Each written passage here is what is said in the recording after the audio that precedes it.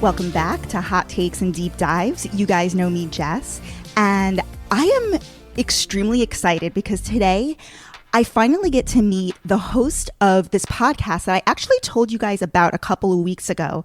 It's a Madonna music-focused podcast called Inside the Groove, and the host's name is Edward Russell. Hey, Edward. Hey, Jess. How are you? I'm great. How are you? I'm very well, thank you. It's the end of the day here in the UK, but I guess it's coming up to what, about midday for you? Yeah. So I want to explain to my listeners why this podcast is so goddamn phenomenal and why I just had to talk to you personally. So basically, the way Edward's podcast is run, it's solely focused on Madonna, but I really think that anybody who's just a fan of pop music in general would be obsessed with it. And basically, every episode is about 30 minutes, and every episode breaks down one of Madonna's most iconic songs, and you use a mix of like research, interviews, demos, outtakes, and you really break down how each song was built from the ground up. Yeah.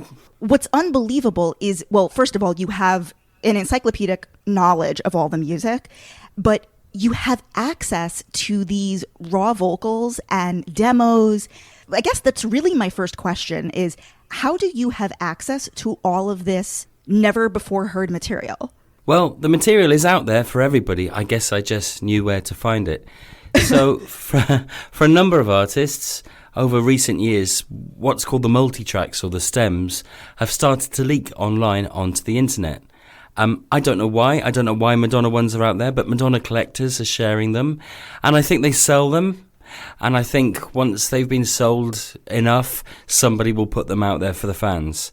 So there's probably about 25, 30 of her songs in circulation in this form. And yeah, it's the original recordings, the multi-track recordings. So you've got everything separately, the drums, the bass, the vocals, the backing vocals, you know, all the separate instruments. And yeah, I think there's about 25 or 30 of them out there. And it's fascinating. As somebody who's interested in how pop music is created, it's great to take these songs that you know really well and take them apart. So part of what I've been enjoying about the podcast is presenting that to other people and to other fans, or as you say, people who are just interested in pop music. Obviously, the material that you're working with, you know, these outtakes and the demos and the isolated tracks, the material itself is fascinating, but the reason why the podcast is so bingeable is it's because of the way you're producing each episode. Like, it seems like you've painstakingly edited, produced it's almost like each episode is, I mean, I know that you used to work for the BBC. It almost feels like its own thoroughly produced little radio show. Like, so like how, I mean, I'm serious. It's so impressive. How long does it take you to produce, you know, one episode, which would focus on, you know, let's say, like, for example, the first episode you did was on Vogue. How long did it take you to do that episode or to do a single episode of the show? Well, thank you for saying that. I'm slightly amazed when I get that kind of feedback because I do try hard. I do try and make it as good as possible. But a lot of the time I'm sort of up against the deadline or in between doing something else, or, you know, I've just put the kettle on to make a coffee and I'm recording a few lines. So when I hear people say that it's really well done and professional, that makes me really excited. And it is a long process. I've been putting them out generally one a week, and it kind of takes... Behind the mic itself, as you say, they're about 25, 30 minutes long. I probably spend an hour, maybe a bit longer behind the mic and then edit stuff down. But the process is a lot longer, and it kind of takes the whole week because I'll decide what song I'm going to do next. And I will listen to that song a few times. So when I go out for a bike ride or, you know, I'm doing some cooking, I'll listen to that song because I know Madonna's work very well and it stirs memories. And then I'll start doing straightforward research, Wikipedia, all that kind of stuff, all the stuff that's available to everybody. And a lot about good research, and I learnt this in the BBC, is not looking at all of the information that's out there, but kind of deciding what's the important information, what sort of stuff contradicts each other and which is likely to be the truth. Mm-hmm. And so over a period of a few days, I will, you know, make a few notes. And there's reference books as well. There's a really great biography that I've been looking at. I've even been looking at Christopher Ciccone, Madonna's brother's biography, just to get a bit of information. Life with My Sister Madonna. Yes, it's an interesting book. That book is the juiciest tell-all I have ever read in my life. It is. I feel he was getting a lot off his chest. Yes. So it does take a long time, and but the recording process, the sat down, probably an hour, which I then edit down. Madonna, Michael Jackson, and Janet Jackson were really who raised me in terms of pop music. And it really is like a dream to have somebody synthesizing all of these backstories around the creation of... I think what's really interesting about Madonna is, of course, she's been around for a very long time. We're not far off her 40th anniversary as an entertainer. And I think if you're interested in pop music, she spans a very long period and lots of different ways of producing music. So when she started recording in 1982, her debut album, it was all done on a 24-track tape recorder, whereas now it's recorded in a very different way. People are in different locations, snippets are added on digitally and stuff like that. So it's almost the history of studio recording over the last 40 years with the history of music, pop music, and of course Madonna's own story as well. And, without a doubt, a lot of what was going on in her personal life is in those songs as well. So there's a lot to say about Madonna. I'm never short of anything to speak about in each podcast. Oh, honey, I can relate. So our listeners, I want to give them the songs that you've done so far. Okay, so you've done Vogue, Open Your Heart, Borderline, Music, Ray of Light, Live to Tell, and the most recent episode was Justify My Love. And how are you choosing? I mean, you did just say that there's only like maybe 30 songs that are out there, but how do you choose? Are you just going to exhaust the 30 that are out there? Well, possibly. What I've decided to do is to do one song for each Madonna's albums, and I'll start with that. And that's quite a big task as well, as there's about 16 or so albums to choose from.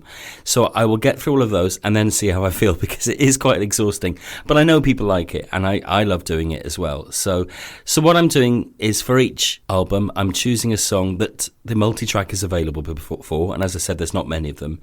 But it also needs to be a song that's got a story. I mean, there's lots of great Madonna songs that I don't know what the story is behind them. And so I probably couldn't talk an awful lot about them. Whereas a song like Open Your Heart, which was written by one set of writers and then demoed with Donna DeLory, Madonna's backup singer, and then Madonna recorded her backing track. There's a wealth of things you can talk about there.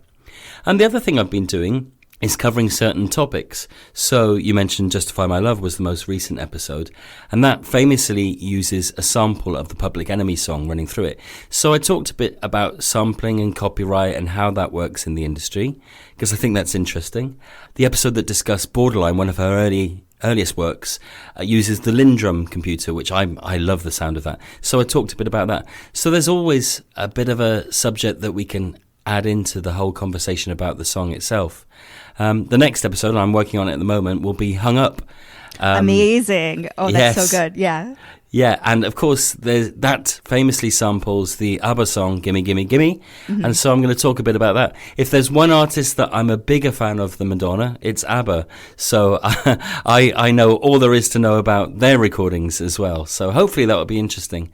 And I think what I'm trying to do, and this isn't easy, so I hope I'm getting it right, is pitch it to the audience properly, because I understand how music's made and produced. I kind of do it as a hobby, and I know lots of people that listen to the podcast do as well. But many people don't, so I don't want to be too technical, but I don't want to bore the people that are technical. So I'm trying to find a way to pitch it right, and hopefully getting it there, hopefully. You talked about Open Your Heart. That was a fascinating episode, because the writer, one of the writers of Open Your Heart, actually emailed you and gave you even more behind the scenes info of how, just sort of the drama of how the song was written, because she actually didn't write that song, but there was like a bit of like compelling drama behind it. What has been the most fascinating bit of trivia you've come across in your research for an episode? Oh, that's a really interesting question. There's been a lot, actually. There's a lot of things that I didn't know until I did the research.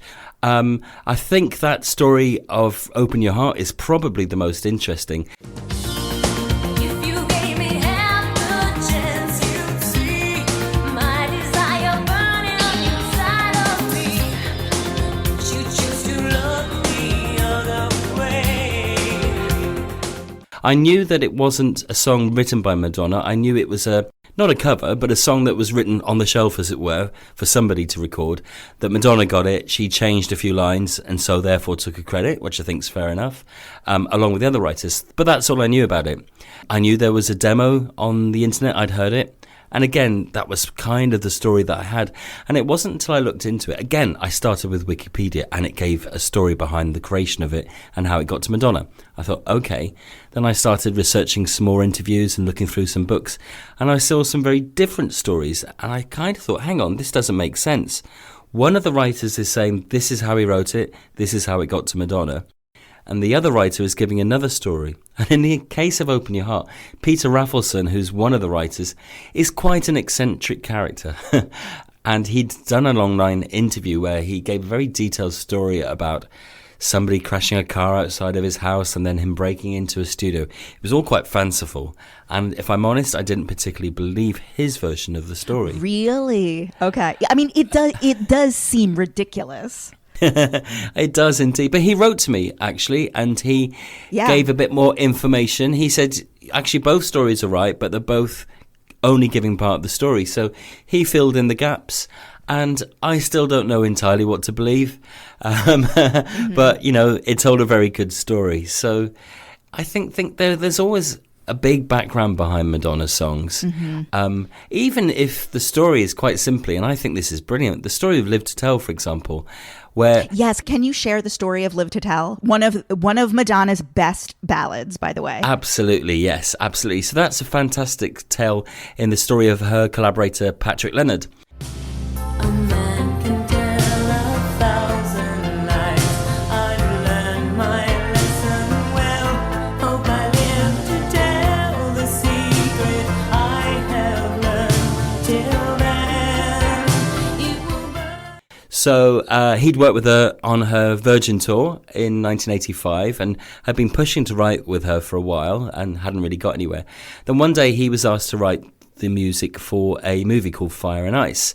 And he said to Madonna, look, I've been asked to write this movie song. Would you come over and try and write some lyrics?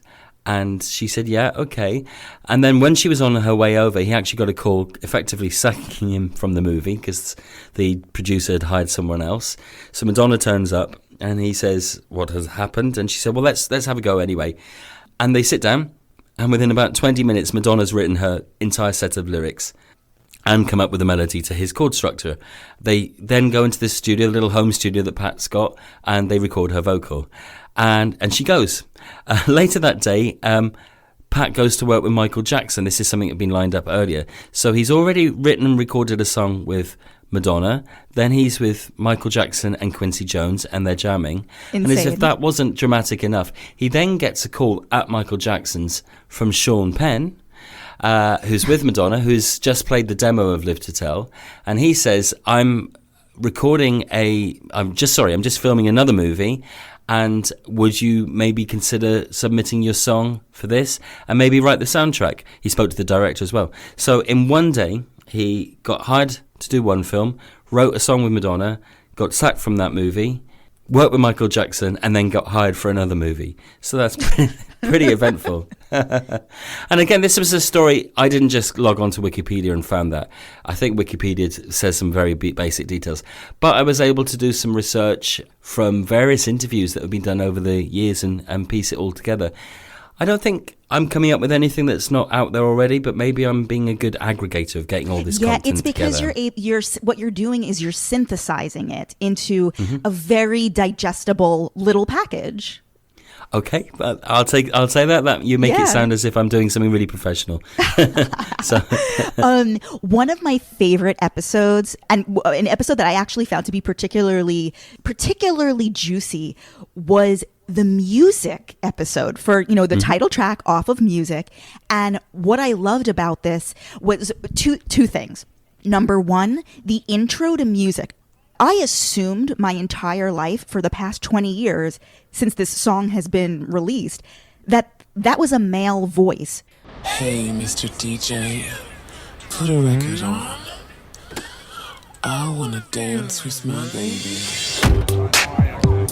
Two things in the episode. Number one, you unearth there's actually like a second like phrase that she says in that intro that they cut, and you have the actual audio of Madonna saying, "I think the intro is too long," which is hilarious. And secondly, it's not a male voice. It actually is Madonna. And then can you talk about that piece of technology that switches from a female voice? It basically changes the gender of a voice. Hey, Mr. DJ, put a record on. I want to dance with my baby. It does. I mean, its proper term is formant processing, which is quite boring, but it basically takes the qualities of a male voice or female voice and swaps them around. Because obviously you and I are speaking, I have a male voice, mine is deeper than yours, and yours is higher than mine. But if you were to just make mine pitched higher, as if you were running a tape at double speed, it wouldn't sound like a woman's voice. There's just some characteristics when we talk that can't change with speed, but this is an electronic way of processing it so that it changes the pitch without changing the sort of the artifacts or the formants, as they're called. I know I'm being very technical, but it's a digital way of retuning a voice's gender, as it were. You likened the way she sounds in that intro, but you said like it sounds like a drag queen, which well, it does. It does, and I think that's because women have a certain way of phrasing, and this has got nothing to do with genetics or anything like that. This is something we learn, is that women have a way of phrasing stuff and men have a way of phrasing things differently, so that once you've changed the pitch, it sounds effeminate or camp, perhaps if it's a man speaking in that female way. And I think maybe we kind of didn't realise that until we hear it this way. So yeah, even though Madonna's speaking in a very low voice, or so it appears in that beginning of that track, she's still got a feminine way of speaking. And it sounds like RuPaul, I think, or somebody like that. Totally. It totally sounds like RuPaul, the beginning of the music. And it's crazy that there's the extension of that phrase. Like, I think she says something else. Yeah, she definitely says something else. And then she's just like, this intro's too long. I mean, that's just, it's amazing. That episode, I absolutely love. So you heard from the writer of Open Your Heart to like fill in the gaps. Has there been any other response from her team, like Guy Oseary or anybody from Madonna's people? No, and I have reached out to a few of her collaborators. So I've contacted people like Stuart Price, who did the Confessions album. I've contacted Stephen Bray, who wrote Into the Groove and Express Yourself with her. And normally I wouldn't expect these people to come back at all or want to be involved. But I think because of what's going on in the world at the moment and people have a lot more time on their hands, I'm hopeful that maybe some people will come back to me. And who knows, maybe we'll have a guest performance from somebody. Not performance. Well, speaking of guests, you did a bonus episode with Darren Hayes, who, guys, you most likely know Darren Hayes because he was the lead singer of Savage Garden in the 90s, which was a band that I absolutely loved back in the 90s. And I even followed his solo work as he like expanded his career. And he's obviously a huge Madonna fan, and he is really well known for this cover that he does of Ray of Light.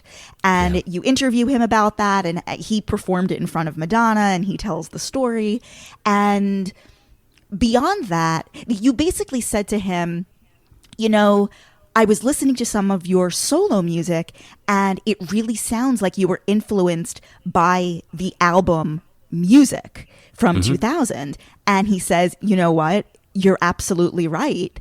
And I went back and I listened to, like, he's an album called Spin, and he has another album. The song Popular is on it, and it literally sounds like Mirwais produced them. Yeah. I could hear that when I heard them. I remember Popular when it came out in the UK. At the time, I was working on a show called Top of the Pops, which was our big music show. And I remember Darren being on that show and performing, and I thought, oh, that sounds a lot like something off American Life or Music. And then when we got to chat, he said, well, yeah, I was pretty, wanting to recreate that kind of stuff. Which song of hers do you think has the best history or the most compelling story behind it? Well, I started with Vogue for a very good reason, because I think there's a lot about that song which is very interesting. When I did the podcast, the anniversary of Vogue had just taken place 30 years, and there were lots of articles about it, but they talked about the video, they talked about Blonde Ambition, they talked about voguing and Madonna's appropriation of voguing and all that kind of stuff, and they may have mentioned slightly the song, certainly the rap, but they didn't go into the kind of details that I wanted to talk about, because for a start, there are a number of other songs inspiring Madonna and Shep Pettibone in that track. There are some hidden samples. I'm sure they wouldn't admit to it, but there are some samples from other songs. But there's also some samples from some of Madonna's own songs in there as well. So I just wanted to talk about that. There's a rich history there. Can you tell our listeners and refresh my own memory? Yes. The only thing I remember you saying was that there was a Janet Jackson influence in it. Talk about the songs that are sampled. If I can remember it all now. So Shep Pettibone had done a remix of a Janet Jackson song called Miss You Much from her 1989 album Rhythm Nation, and there is a string section in that which formed the basis of Vogue. So Vogue is the same tempo in the same key and has got that string section in it. It's also very influenced by a number of 70s tracks, not very well known stuff, but stuff like Love Is the Message and Love Break and a few things like that, and I'm pretty sure there are samples of those songs in there.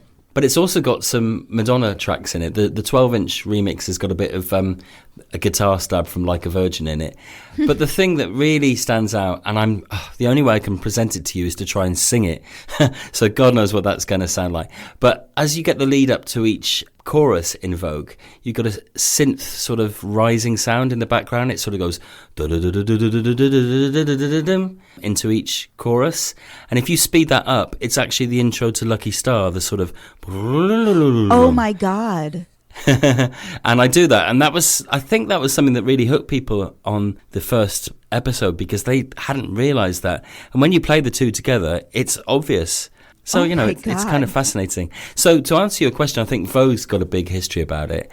I think the other song that I'd really like to delve into is probably Like a Prayer, because... Yes. I made a wish list of songs that I want you to do, and believe me, Like a Prayer... The problem is, it's unfortunately one of the songs where the multi-track hasn't surfaced on the internet, and so we don't have those isolated tracks to listen to. But there are aspects of it. There's a demo version out there which we can talk about and play the differences. The choir singing in it, that does exist as a sample on its own. So just the gospel choir that happens, throughout the choruses exist on their own, so I could play that. And so maybe there is a way around, but I'm kind of nervous about changing the format too much because it works. So I don't want to do something drastically different. But then, if you don't try new things, you don't know if they're going to be a success. Yeah, so, I think once you exhaust the ones where the stems are out there, in the multi-track, I think you have to come on, you have to just, I'm 100% certain that it would be, even with just analyzing the demos, with all the history and the research that you can find, that would be extremely compelling. Yeah, I'm sure there's ways of doing it. So I'm going to give you my wish list, and you tell me which of these songs are on your agenda. Okay. You tell me what's on your wish list. Okay, here's my wish list. Like a Prayer, which we just talked about. Right. Mm-hmm. Frozen. Mm-hmm. Erotica. Deeper and Deeper. Mm-hmm. And Secret. Ooh, very interesting. Well, I'm definitely going to do Erotica. And that will be coming up in a few weeks. Now, that is one of the ones where, and this will be an experiment, the full multi-track of Erotica doesn't exist. However, I do have Madonna's vocal takes from it, so we can listen to that, and that will be really interesting. There's also a number of versions, because the song was originally called You Thrill Me, and it went through quite a few demos before it got to the version of Erotica that we know now. So there's a lot that we can speak about on that particular song. So I think it's a really interesting one. I mean, you are like a true journalist with this. You have to be familiar. Is it called the Rain Tapes, or it's either called the Rain Tapes or the Erotica Diaries? But I think the producer, he wrote an entire diary or history of how the album was recorded. And like, I know that she recorded Erotica like in some tiny little shithole up in Harlem. Like, it wasn't even a recording studio.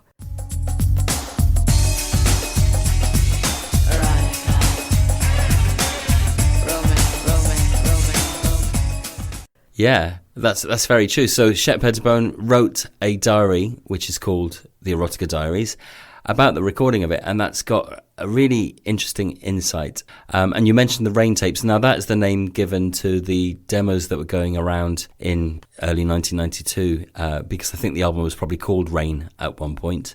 And so there are versions of most of the songs off there that have leaked on the internet since.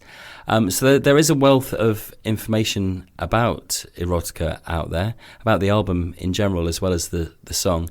And when it turned 25 years, a couple of years ago, Billboard or one of these big magazines did an interview with the people involved. So there's lots of information out there. And as I said, I'm not necessarily telling people new stuff, but I'm aggregating all the stuff that's out there and putting it together. So yeah, I think there's a lot that we can say about Erotica. And actually, I was going to let you have a little exclusive insight, but you kind of mentioned it. Erotica, the recording and the vocals, when you listen to them on their own, they're really poor quality. And I think it was, as you said, she was in some sort of downtown studio, and it wasn't the best kind of feel to the whole thing. But Shep Pettibone does say of that song that their buzzword for that song was raw. They wanted it to feel raw. And that's something that goes throughout much of Madonna's career. We think of her as being someone who's very polished and high quality in everything she does, and that everything is very rehearsed. And I think it's probably true of a number of her things, such as her shows. But her music, surprisingly, when you actually analyse it, it's quite lo-fi. Yeah. She writes songs really quickly. You know, most of Like a Prayer each song was written in a day, and her vocals were recorded on that same day. She's quite happy to be in a studio with the producer, just sat there with a microphone. When we talk about Hung Up, that's something that comes up quite often. She's just sat in Stuart Price's control room singing the songs. And although, you know, sometimes there are big orchestras on the songs, most of the time it's the minimum musicians, and it's just about getting that instant feel. Because I think Madonna is very instinctive. A lot of what she does is based on her instincts. And I don't think she likes to labour on things too much. For Like a Prayer, the album, now Prince was an executive producer on that album, correct? I'm not sure he's listed as an executive producer. I think he's an unlisted EP. He may well be, because he's certainly involved in a couple of tracks. So they wrote and recorded a song together called Love Song. I believe they started another song, but I don't know how far that got, even if it got as far as putting Madonna's vocals down. But that might one day come out of his vaults. I don't know. We shall see. He plays guitar on the beginning of Like a Prayer, and possibly later on as well. Pat Leonard has spoken about it. He's not sure, but that intro at the very start of Like a Prayer is Prince. And also a lot of that guitar then ends up on Act of Contrition, which is the final song from the album, which is kind of the backing track of Like a Prayer played backwards, and Madonna singing a prayer over it. I think it's her first really strange avant-garde track, really. So he's definitely on 3 of the 11 songs that feature on Like a Prayer. So yeah, it's highly likely that he may also have given a sort of overview on the other songs as well, and have got that EP credit, as you suggest. Mm-hmm. So for Hung Up, which, you know, at the time that we're recording this, the episode isn't out yet, I'm dying to know, what's the headline from the writing, producing, and outtakes from that song? And also, I wonder, my number one question would be, you know, before listening to the episode, I would want to know, number one, whose idea was it to use the sample the brilliantly used sample of Gimme Gimme Gimme by ABBA, and also at what point in the recording of Hung Up did they come up with that idea? She'd turned to Stuart Price and said, I want to do a song that sounds like ABBA on drugs. And he'd taken that quite literally and had come up with the backing track for Hung Up, which uses a small sample of the 1979 song Gimme Gimme Gimme, a sort of synth flute riff that goes out on various points in the ABBA track. And he sort of pasted it together.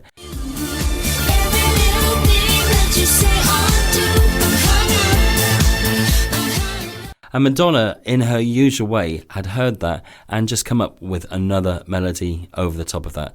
I think that's her real strength as a songwriter, is melodies. She's very good at hearing a backing track or some piano chords, and she hears a top-line melody over the top. And she will throw together any lyrical ideas that she's got and sing it. And that's why she works really fast, because she just has got that talent to listen to a very basic piece of music and hear the finished product. So that's how Hung Up came about. The whole problem they had then was on whether or not they could use the ABBA sample, because if the guys who wrote and produced ABBA, Bjorn and Benny, said no, then they wouldn't really be able to use the song. So there is a version prepared that doesn't have the sample in it, and in the podcast I'll be playing that. So that's amazing. a bit of an exclusive. Oh, that is fascinating. Oh, wow. Indeed. Okay. I can't tell you anymore because otherwise your listeners won't tune in. I would have given everything away with you. What are your personal? What are your top 3 favorite songs of hers? And also, like, share what's your favorite album, or maybe you have like top 2 albums. Oh, it's really difficult because when you've been a long-term Madonna fan, as I have, I've liked her since the beginning, but I really sort of became a crazy Madonna fan, I guess, around the time of Like a Prayer. So you'll always have your own personal association with stuff. And so for me, Like a Prayer probably is a favourite because I was 19 years old. I was massively into Madonna. Madonna was being brilliant. I mean, Like a Prayer, the single, was fantastic. And then you had Express Yourself and Cherish. So Like a Prayer will always be a special album for me. And the song Like a Prayer has got to be one of my favourites, definitely. And then I'm going to have to go with the Ray of Light album as well, because I hadn't forgotten about Madonna. I'd stayed a Madonna fan, but I kind of wasn't sure where her career was going to go at that point. We'd had Evita, we'd had an album of ballads, and I kind of wondered if she might be winding down and, you know, we might get some more ballads or something like that.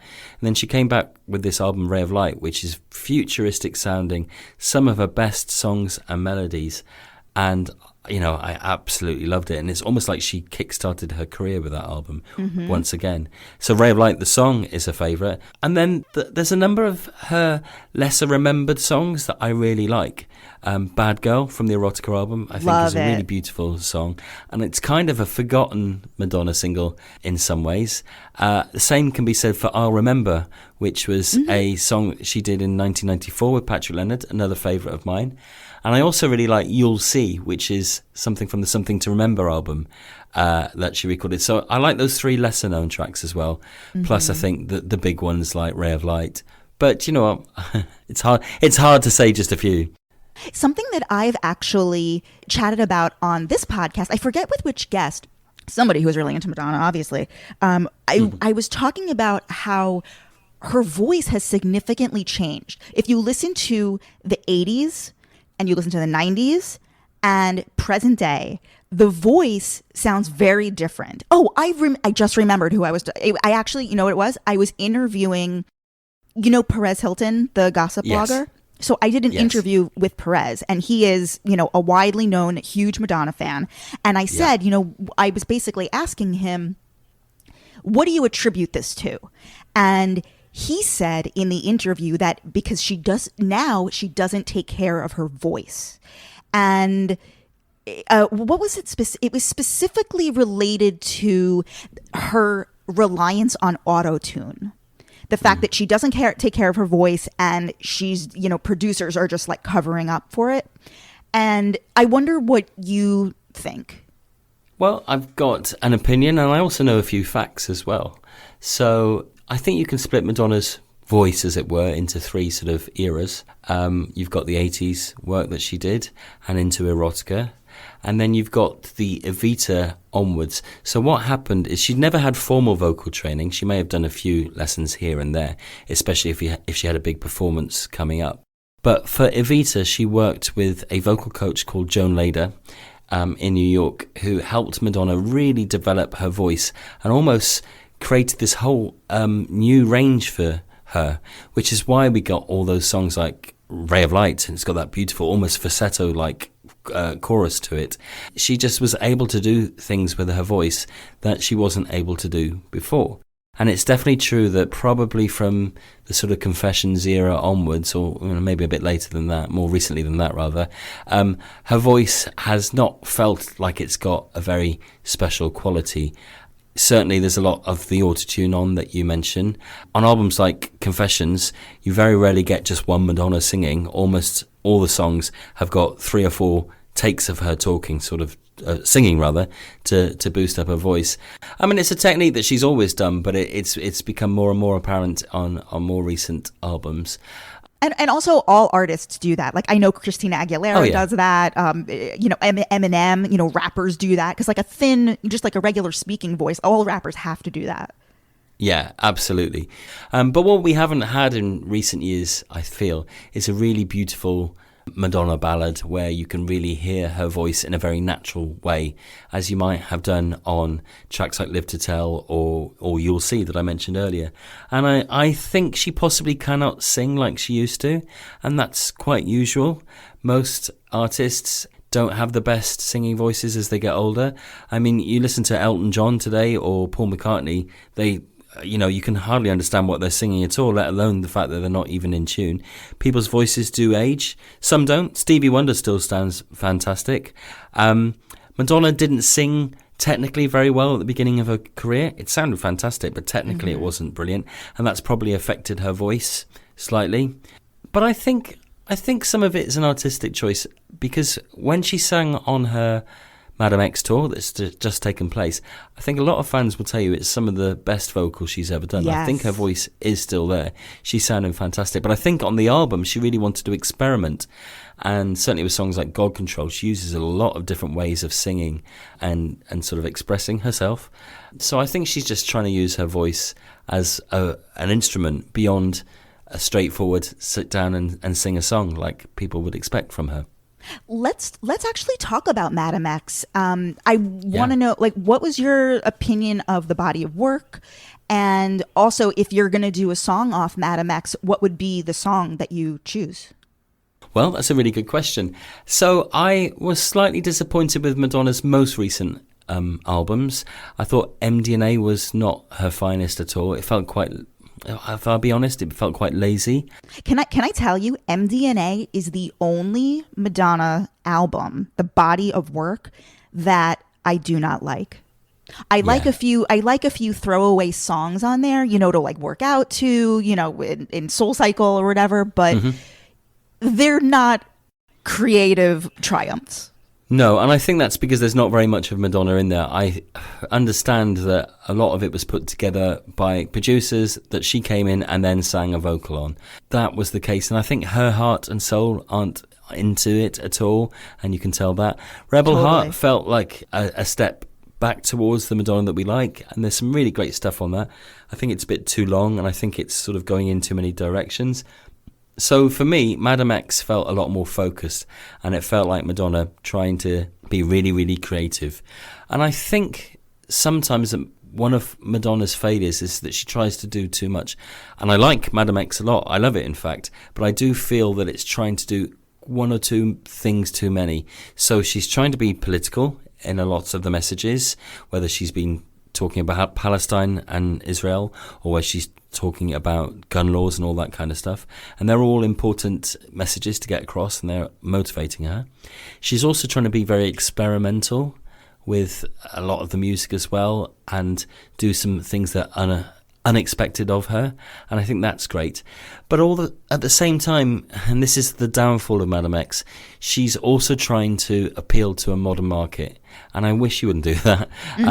One of the most beautiful songs on there, for example, is Crave. I really like it, but I find the production on there just like everything else that's on the radio, and that really lets it down. And there's a really beautiful song in there if she wasn't trying to sound like she's trying to have a hit. And I think I would like to see her do something a bit more focused on just one area in the future, and I think I'd really like to see that sort of avant-garde creative side of her come out again. So yeah, I do like Madam X. I like it a lot, and I think some songs on it are excellent and some of the best she's done.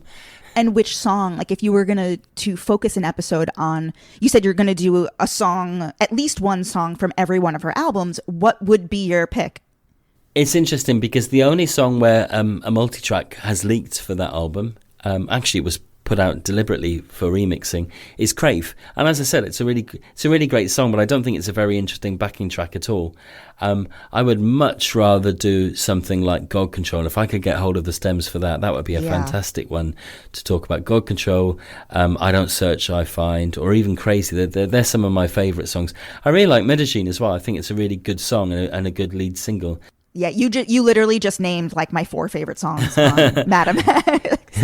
Good. Well, there we go. I'm glad that we're thinking along the same lines. Yeah. But yeah, I think God Control in particular would be a really interesting one to take apart. That feels very Madonna, that song. It feels very Mia Wace and very Madonna. You can tell they're at the heart of it. And I know there are other writers involved with it as well. But I think the songs for me in her entire career that stand out are the ones where she's at the heart of. And it's interesting because I know a lot of people, Justify My Love is a favourite, and I covered that one recently. Yes. And it's definitely a huge part of Madonna's career because of the video and the controversy surrounding it. But Madonna had very, very little to do with that song at all. She pretty much just came in and spoke the vocal. And so for me, it's not one of my favourites because I can't really tell, beyond hearing her voice, what's her in that song. Mm-hmm. So I definitely think the most interesting tracks are the one that she's had a huge creative input into. Where are you getting the stems from? Like, where does one get a multi-track from? Like, what website are you using? I can't tell you that. I'd have to kill you. Well, there are various websites that are dedicated to multi-track stems. So there are websites that aggregate all the stems that have been put out there for remix competitions. So for a lot of artists, they'll want their new track remixed as part of a competition. So there are competition sites, and that's where stems are. Some of them have leaked, and so those websites will also have leaks of them. And a lot of classic 70s tracks seem to be available all of a sudden. And I don't know why. I wish I knew the answer. But I've recently been able to get hold of the multi-tracks for a number of Donna Summer tracks and Bee Gees songs. And that's really fascinating to listen to because there's a big difference in what you hear in 70s and 80s tracks to what you hear in modern tracks. So on the stems for very modern tracks, you kind of listen to the finished song because everything sounds as it's going to sound on the finished track because it's all processed on computer. Whereas on those 70s and 80s tracks, you're getting the sounds very dry with no echo and no EQ on it. So it's almost like listening to a different track. It's really fascinating to hear it. That actually leads me to a question I had, which was, would you ever do this for another artist? Well, it's interesting you should say that because I think I'd have to really care about the artist to do it and to be able to invest in it because I really care about Madonna's music and I'm really interested in it. And there's a number of other artists that I can think of that I would do a similar thing with. I mentioned ABBA earlier on. If I could get hold of the multi-tracks for ABBA, and they are well and truly under lock of key, but if ever I could, I would love to do it for them. But beyond that, I'm not entirely sure that there's anybody I love as much as Madonna and ABBA. Maybe Kylie Minogue. I really like Kylie, and I'd like to be able to break apart some of her songs. But again, she's not. Her multi-tracks aren't very widely available either. I'd love to know what Madonna thinks of all this. About her multi-tracks being out there. She probably doesn't care very much. She probably, I love Madonna, but I think she'd probably only really care if she felt that people were making money out of her. Right. It's a really interesting question how much Madonna cares about her own musical backlog. She historically, would kind of turn her nose at it. And then suddenly she did the reinvention tour where she performed tons of her old material. I mean, in the last 10 years, she's performed Material Girl on stage, which to me is a little insane, but she did it. So she's got to have, I think she likes it. I think at this point in her life, I think because her kids are getting older, that stuff has got to be their favorites of her music. Yeah. So I think that it's probably getting new life through her own kids. I think so. I think you're quite right. It's really interesting that you mentioned the reinvention tour, because that was the tour that was off the back of the American Life album. Now, American Life had kind of misfired on its release. The single and the original video had been shrouded in controversy towards the around the Gulf crisis at the time. And I think Madonna's sales of that album were affected. And I think she was getting some quite damaging press because of the fact that she'd given her political views. So I think the reinvention tour, where she did dip into her back catalogue quite a bit more than she had in recent years, was a deliberate move to try and remind people why she was the artist that she was. So I think she can do it in a cynical way. That doesn't seem like the right phrase to use, but Madonna knows that as much as she would like to go on stage and just sing her new album, because that's what really interests her, that there are fans out there that, they want to hear that really rare stuff or the stuff that she's hardly performed before. So what is your background in the music industry? Oh, I worked in the music industry in the 1990s. I worked in music publishing. We had a movement in the UK called Britpop, which I'm sure you had bits of over in the States as well. And I was working in a sort of indie record label at the height of Britpop, which was very exciting. A great time to be part of all that. And I did publishing, and it was quite a junior job, not very advanced, but it was a great time to be involved in that scene. But then I started working for the BBC, I mentioned the show Top of the Pops, and I worked for Top of the Pops for 5 years. And so from 2000 to 2005, I got to meet and interview a lot of people. So I was basically one of the people responsible for the online content. And every week when the artists came to the studio to perform, we'd interview as many of them as we could. So I would carry out those interviews. But apart from that, other than being a sort of a musician as a hobby and a producer as a hobby, I don't really have that much background in the music industry. I'm a keen fan, I guess. Definitely. I mean, it is shocking that this isn't your full-time thing, And no, I mean, honestly, like guys, the podcast is called Inside the Groove.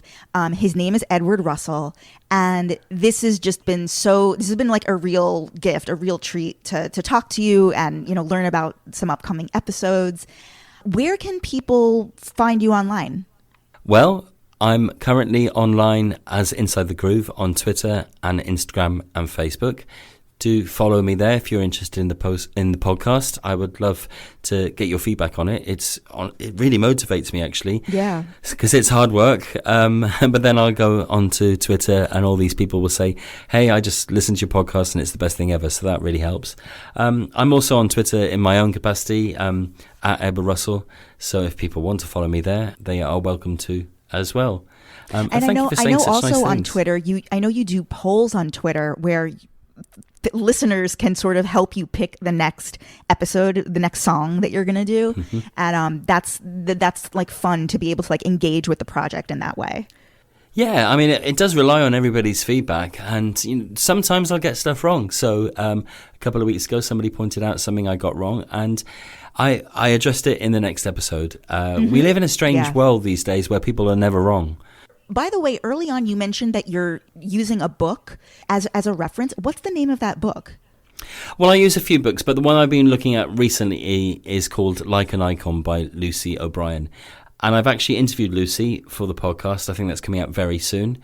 And she's a fascinating person to speak to because as well as covering Madonna's private life and her tours and her artistry, she has done a lot of interviews with people about the music. So there's some great insights there from people like Donna and Nikki, her backing up singers, and a few other people with some stories about Madonna in the studio and what she's like. So it's an invaluable source of reference. So I do recommend that fans get that book if they want to find out a bit more. Oh, very cool. This has just been so great. Thank you so much. Thank you. You guys can follow me, Jess XNYC. Follow the show account, Hot Takes Deep Dives, and we'll see you soon.